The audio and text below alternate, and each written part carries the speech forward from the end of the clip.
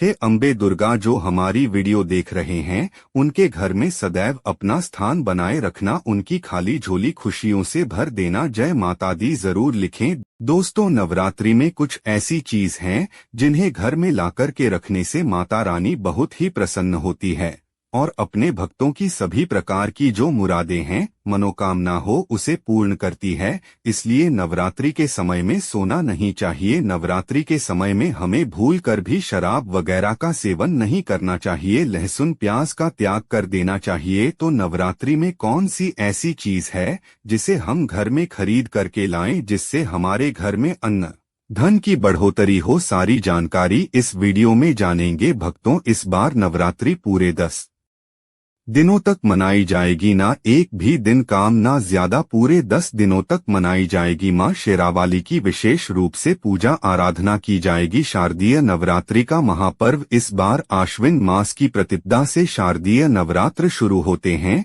इस साल शारदीय नवरात्रि 22 सितंबर से शुरू हो रहे हैं। नवरात्रि पर इस साल उत्तरा फाल्गुनी नक्षत्र और हस्त योग का सहयोग बना रहा है। इस साल नवरात्रि सोमवार 22 सितंबर से शुरू होकर 1 अक्टूबर तक चलेंगे।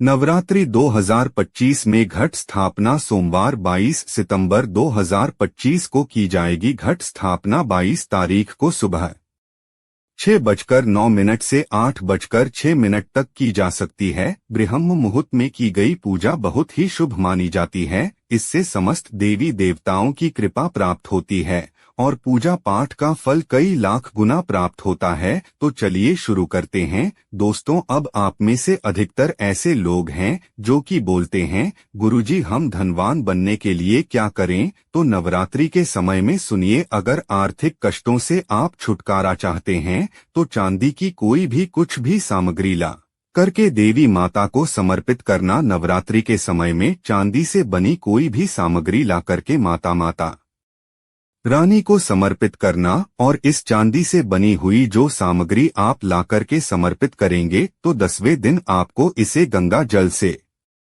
स्नान करने के बाद लाल कलर के कपड़े या फिर चांदी की डिब्बी अगर आपके पास में है तो 5 चावल के साथ में 5 गोमती चक्र, 5 आपको कौड़ी रखनी है, उसमें डाल करके आप इसे रख सकते हैं। वह लाल कलर के कपड़े में बांध करके धन तिजोरी में रखिए, उत्तर दिशा में रखिए। आपके घर में पैसे आने के सभी मार्ग खुल जाएंगे, ऐसा कहते हैं। इस उपाय से दरिद्र व्यक्ति भी धनवान बन सकता है। दोस्तों, आप में से ऐसे लोग हैं जो कि आरोग्य पाना चाहते हैं तो नवरात्रि के प्रथम दिन से लेकर के अंतिम दिन तक अभी भी गाय का घी ला करके रखें। बिल्कुल ही गाय का घी ला करके रखें और उसकी जोत जलाएं और माता रानी का जो बीज मंत्र कहा गया है,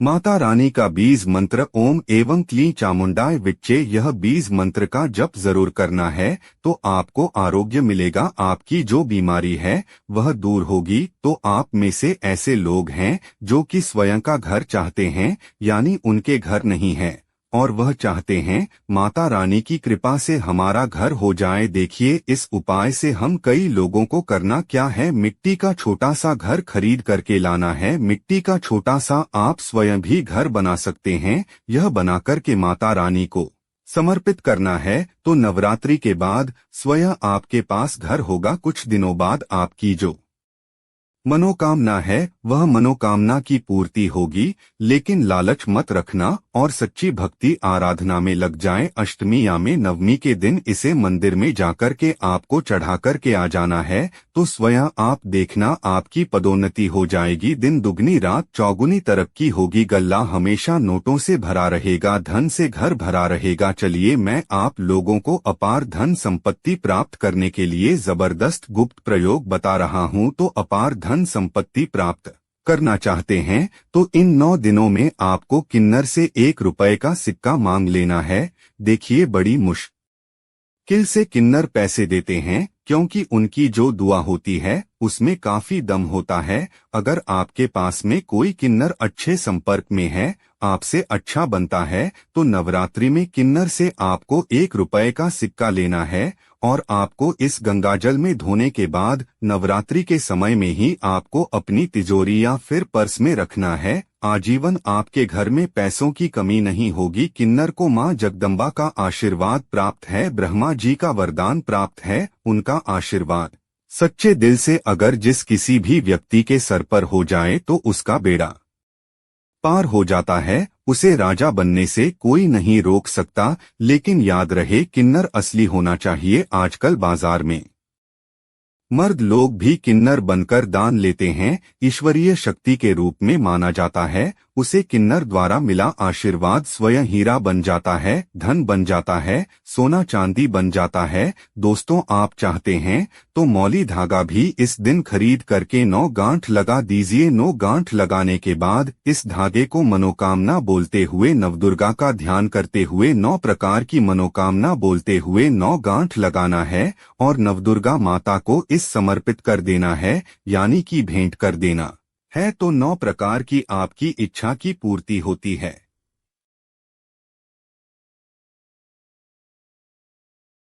9 प्रकार की आपको फल प्राप्त होते हैं। माता बड़ी प्रसन्न होती है, सौभाग्य की प्राप्ति होती है। 9 प्रकार के आपको फल प्राप्त होते हैं, माता बड़ी प्रसन्न होती है, खुश होती है। दोस्तों, आप चाहते हो तो कमल पर विराजमान माता लक्ष्मी की तस्वीर भी ला सकते हैं। इससे धन समृद्धि घर में बढ़ती है, सौभाग्य की प्राप्ति होती है। लेकिन एक बात का विशेष ध्यान रखना, इस आपको उत्तर दिशा में लगाना है। आप चाहते हो तो नवरात्रि के किसी भी दिन में 16 श्रृंगार खरीद करके ला सकते हैं। ऐसा माना जाता है जो भी व्यक्ति अपने जीवन काल में चाहे एक ही बार क्यों ना हो, चाहे जो भी माता बहनें जीवन काल में चाहे एक ही बार क्यों ना हो, माता रानी को अगर 16 श्रृंगार चढ़ा दें तो ऐसे व्यक्ति की जो पारिवारिक जीवन में जो अशांति है, ऐसे व्यक्ति के अगर पारिवारिक जीवन में किसी भी प्रकार की परेशानी है, वह परेशानी समाप्त हो जाती है। दोस्तों, नवरात्रि में आप चांदी के सिक्के लाइए, इसे बहुत ही अच्छा माना जाता है। मोर पंख शास्त्रों में बहुत ही शुभ माना गया है। नवरात्रि में मां सरस्वती का जो प्रिय मोर पंख है, अगर घर में लाकर की स्थापित करते हैं तो आपके घर में जितने भी विद्यार्थी हैं, उनके पढ़ने लिखने की जो क्षमता है वह तीव्र हो जाती है, बुद्धि का विकास होता है, बल बुद्धि बढ़ती है, ताकत बढ़ती है। ऐसा व्यक्ति शिक्षा के क्षेत्र में कभी हारता नहीं है। मोर पंख लाकर के घर में स्थापित करके रखने से यह घर से नकारात्मक ऊर्जा को भगाने का काम करते हैं। घर में एक प्रकार का पॉजिटिव वातावरण यह कर देते हैं। घर में नकारात्मक शक्ति को सोख लेते हैं, अपने अंदर में समाहित कर लेते हैं। दोस्तों, आप कुछ करें या ना करें, लेकिन नवरात्रि के समय में केले का पौधा अपने घर में जरूर लगाना। नवरात्रि में अगर कोई भी व्यक्ति केले का पौधा अपने घर में लगता है, आंगन में लगता है, पूजन करने के बाद अगर रोज इसमें जल चढ़ाते हैं तो ऐसा माना गया है, ऐसे व्यक्ति को धनवान बनने से, गुणवान बनने से दुनिया की कोई भी शक्ति नहीं रोक पाती है। क्योंकि केले के वृक्ष में स्वयं माता लक्ष्मी, जगत मां लक्ष्मी नारायण जी बसते हैं। और नवरात्रों में अगर केले का वृक्ष घर में लाया जाए तो घर में खुशहाली आती है, तरक्की बढ़ती है, नौकरियां प्राप्त होती है, सरकारी नौकरी प्राप्त होती है। दोस्तों, और भी कुछ सामग्री है जिसे नवरात्रि में आपको अवश्य लानी चाहिए, जैसे कि चांदी का कछुआ। अगर आपके पास थोड़े बहुत पैसे हैं तो चांदी का कछुआ अपने घर में जरूर लाइए। चांदी का कछुआ घर में लाकर के स्थापित करने से हमारे घर में सुख, शांति, वैभव एवं धनधान्य की वृद्धि होती है और माता रानी की सेविका भी होती है। जो देखी है कि माता का भक्ति माता रानी के लिए क्या क्या लाया है, वह चीज होना घर में बहुत ही जरूरी है। नवरात्रि में कुछ ना कुछ घर में जरूर लाना चाहिए, इससे माता रानी बहुत प्रसन्न होती है। दोस्तों, चांदी का कमल स्थापित कर सकते हैं घर में लाकर के, या फिर नवदुर्गा माता को समर्पित कर सकते हैं। नवदुर्गा माता को चांदी का कमल लाएं और समर्पित कर दीजिए। उसके बाद आप जो है 10वीं तिथि को यह कमल आप अपने धन स्थान में रखना, ऐसा माना जाता है। कमल की जितनी भी पंखुड़ियां होती है उतना ही आपको एक प्रकार से हम बोल सकते हैं तो 8 मार्ग से आपको धन प्राप्त होगा। कुछ भी मार्ग हो सकता है। दोस्तों, आप चाहते हैं तो घर में त्रिशूल भी खरीद करके ला सकते हैं। जो लोग शत्रु से परेशान रहते हैं, तीनों प्रकार के फूलों से बचना चाहते हैं, फूल चांदी कल आते हैं, तभी इस उत्तम माना जाता है। आपके शत्रु आपको अनावश्यक परेशान करते हैं, परेशान करना बंद कर देंगे, उल्टा उनका ही विनाश हो जाएगा। देखिए, आप चरण पादुका भी ला सकते हैं। जो व्यक्ति धनवान बनना चाहते हैं, सिद्ध प्राप्त करना चाहते हैं, ऐसे व्यक्ति को नवरात्रि के समय में माता रानी को चरण पादुका जरूर भेंट करनी चाहिए। माता रानी को प्रसन्न करने के लिए कई उपाय बताए गए हैं, लेकिन नवरात्रि के दिन में अगर गुड़हल के फूल ले आते हैं,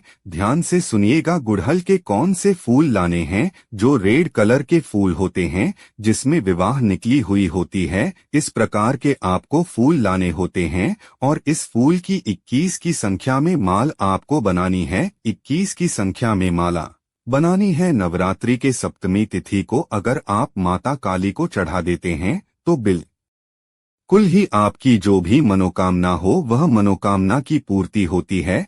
पर नहीं कर पाते हैं तो नवरात्रि के किसी भी दिन में आप माता रानी को जो गुड़हल की होती है माला, लाल कलर की गुड़हल होते हैं, इसकी पुष्प की माला बनाकर रात 8 बजे के बाद नवदुर्गा माता को समर्पित कर देना। आपकी इच्छा पूर्ण होने से 1 महीने के भीतर में बड़ी से बड़ी इच्छा की पूर्ति होगी। तो शारदीय नवरात्रों में अगर व्रत में खा लिए एक चीज तो समझो भैया, आपका व्रत टूटने से कोई नहीं रोक सकता। माँ दुर्गा, माँ वैष्णो क्रोधित हो जाती है। नवरात्रि के व्रत में भूल कर भी इस फल का जूस तो कभी मत पीना। और 3 ऐसी सब्जियां हैं जो व्रत में तो कभी नहीं खाई जाती। लिए जाने क्या खाएं क्या ना खाएं। 2025 में कब है नवरात्रि? आई मां का जयकारा लगाते हुए शुरू करते हैं दोस्त।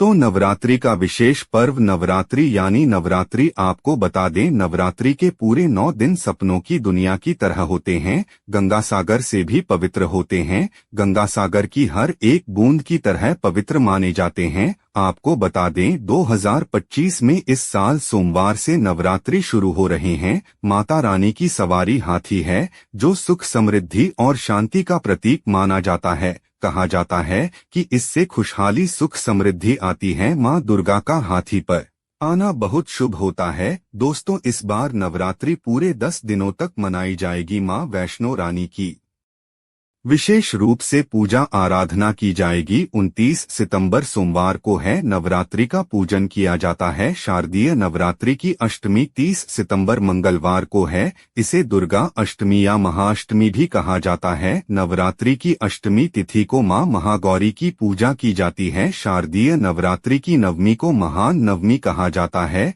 इस बार महानवमी 1 अक्टूबर बुधवार को है। इस दिन मां सिद्धिदात्री की पूजा का विधान है। कन्या पूजन आप सप्तमी, अष्टमी और नवमी, इन तीनों शुभ मुहूर्त में किसी भी दिन अपने सामर्थ्य अनुसार कर सकते हैं। दोस्तों, ऐसे में शारदीय नवरात्रि पर माता दुर्गा की कृपा पाने के लिए कलश स्थापना का शुभ मुहूर्त वैदिक गणना अनुसार 22 सितंबर का शुभ समय प्रातः कल सुबह 6:09 से लेकर सुबह 8:06 तक है। इसके साथ ही अभिजीत मुहूर्त में 11:45 से लेकर दोपहर 12:28 के मध्य कलश स्थापना कर सकते हैं। नवरात्र त्योहार की शुरुआत कर सकते हैं। मुहूर्त में की गई पूजा अति उत्तम, मंगलकारी, मन वांछित फल प्रदान करने वाली मानी जाती है और पूजा पाठ का फल कई करोड़ गुना प्राप्त होता है। दोस्तों, चलिए अब जानते हैं नवरात्रि में कौन कौन सी सब्जी नहीं खाना चाहिए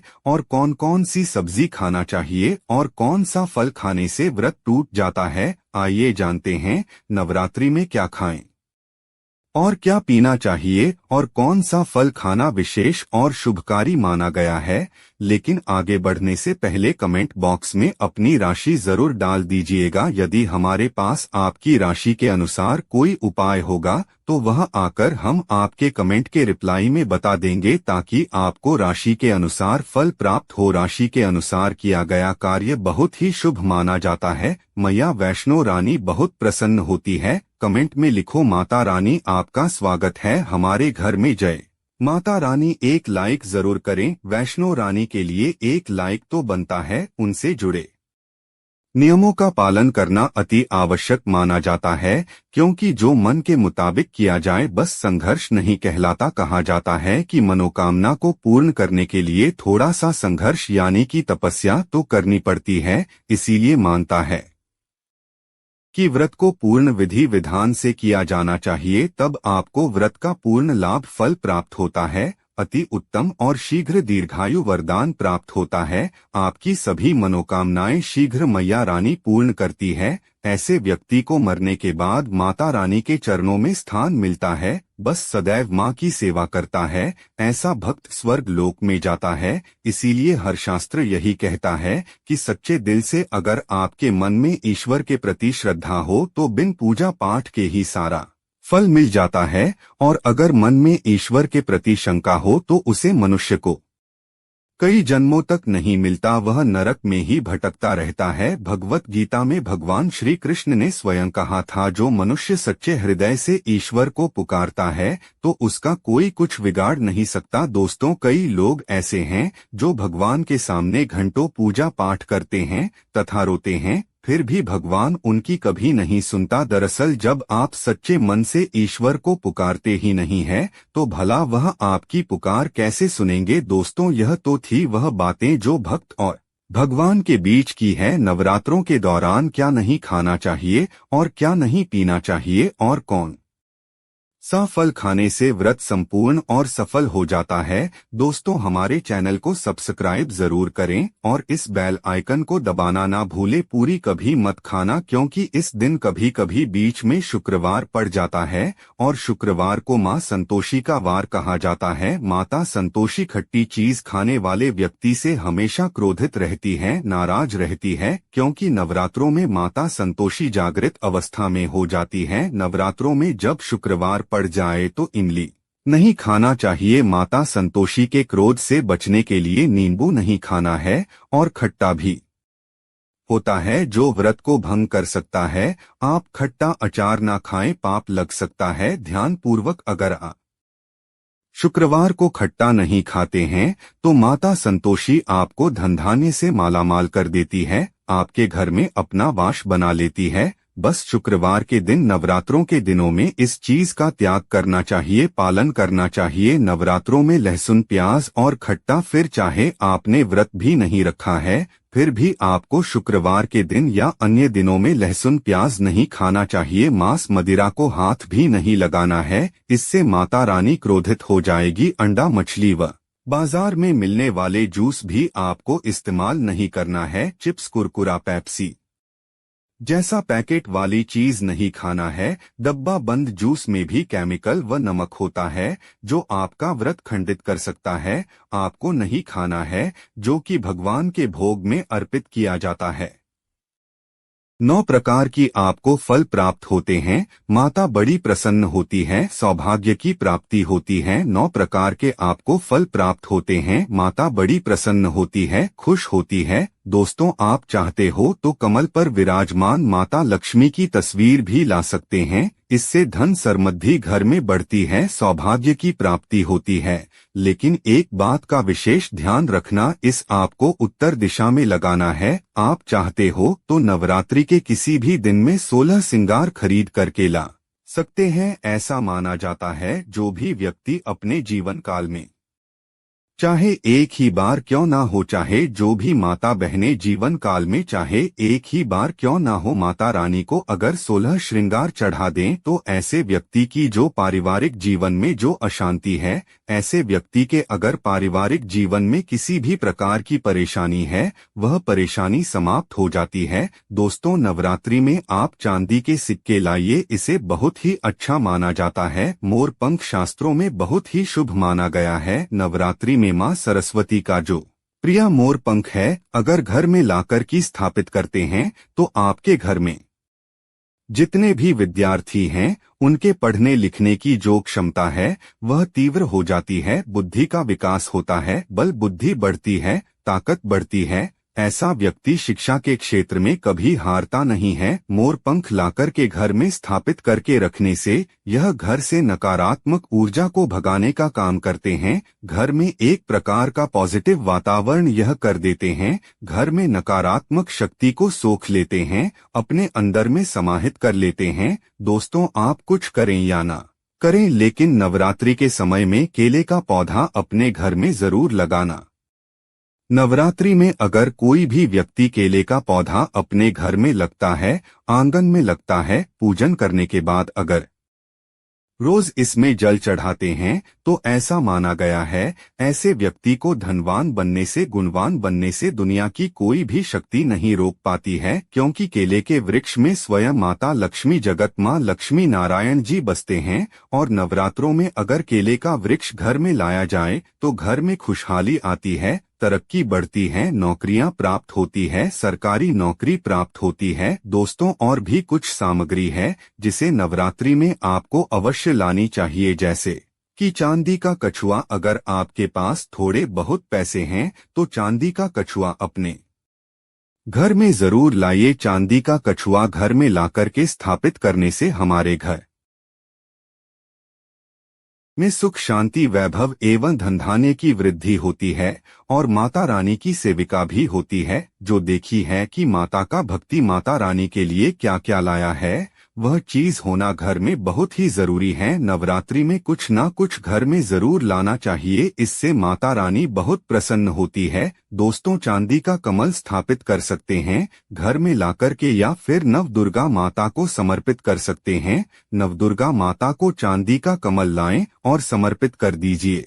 उसके बाद आप जो है 10वीं तिथि को यह कमल आप अपने धन स्थान में रखना, ऐसा माना जाता है। कमल की जितनी भी पंखुड़ियां होती है उतना ही आपको एक प्रकार से हम बोल सकते हैं, तो 8 मार्ग से आपको धन प्राप्त होगा। कुछ भी मार्ग हो सकता है। दोस्तों, आप चाहते हैं तो घर में त्रिशूल भी खरीद करके ला सकते हैं। जो लोग शत्रु से परेशान रहते हैं, तीनों प्रकार के फूलों से बचना चाहते हैं, फूल चांदी कल आते हैं, तभी इस उत्तम माना जाता है। आपके शत्रु आपको अनावश्यक परेशान करते हैं, परेशान करना बंद कर देंगे, उल्टा उनका ही विनाश हो जाएगा। देखिए, आप चरण पादुका भी ला सकते हैं। जो व्यक्ति धनवान बनना चाहते हैं, सिद्ध प्राप्त करना चाहते हैं, ऐसे व्यक्ति को नवरात्रि के समय में माता रानी को चरण पादुका जरूर भेंट करनी चाहिए। माता रानी को प्रसन्न करने के लिए कई उपाय बताए गए हैं, लेकिन नवरात्रि के दिन में अगर गुड़हल के फूल ले आते हैं,